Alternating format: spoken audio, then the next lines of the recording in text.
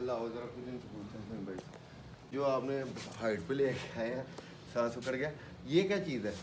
अभी हम जिस प्लेस पे खड़े हुए हैं यहाँ पर करीब हनुमान जी का टेंपल है। ये हनुमान जी का टेंपल है? हाँ जी, हनुमान जी का टेंपल है। और ये सारी एक हवेली हुआ करती थी।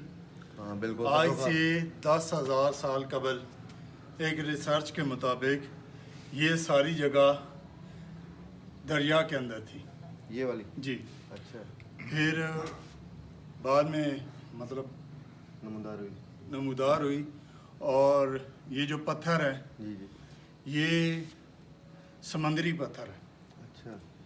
और इसको तामीर करने में जैसे आजकल सीमेंट इस्तेमाल किया जाता है, वैसे दालें, चूना, नमक और मुख्तलिफ समंदरी जानवर बड़े जो जैसे डायनासोर हो गए, ये इनकी हड्डियाँ मिलाकर इसको तामीर किए गए।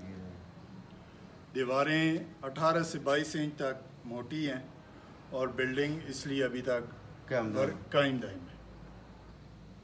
ये अंदर जाएंगे? अभी हम चलेंगे हनुमान जी के टेंपल के अंदर।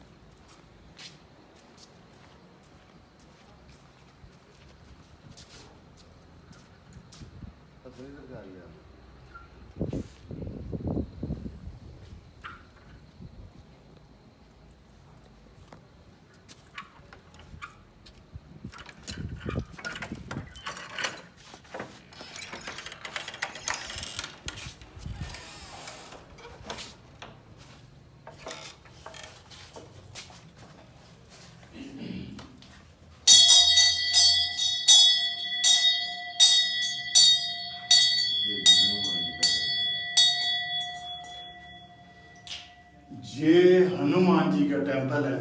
जी जी। हनुमान जी शिव के भगत थे। शिव के भगत थे? जी, मतलब के शिव के मानने वाले थे और उनके सोल्जर भी थे। अच्छा, उनके सोल्जर। ये जो इंडियन फिल्में वगैरह ड्रामे बनते हैं उनमें इनका किरदार बहुत ज़्यादा है और बच्चों के लिए आजकल वो मौजूद हैं नेट पे। ये इनकी जो ये मूर्ति बनी है, ये मूर्ति देवता की तरह है। सही हो गया। आगे इनके भी भगत हैं, इनकी भी पूजा की जाती है। इस सब की देखभाल के लिए यहाँ पे पंडित जी मौजूद होते हैं 24 जगह पे। पंडित जी पूरे इस एरिया में। अच्छा, पूरे एरिया के लिए एक पंडित मौजूद है और 24 घंटे यहाँ पे मौजूद है। सही है। इनकी मूर्ति जो है वो मंकी देवता की तरह बनी हुई है। बिल्कुल। ये शिव जी के बहुत ज़्यादा करीब थे। इनका मानना यह है कि अगर कोई देख सकता हो तो मेरे दिल में सिर्फ शिव की मूर्ति मिलेगी। अच्छा। इसके अलावा कोई चीज़ नहीं। इतनी मोहब्बत थी। इतनी मोहब्बत। मानने वाले। उन पर आप जो ड्राइंग देख रहे हैं, ये सारा मुगलिया दौर की रेनोवेशन है। बिल्कुल सही। मुगलों ने इसको दोबारा रेनोवेट करवाया। मजहबी मकाम पर ये चीज़ें मौजूद हैं।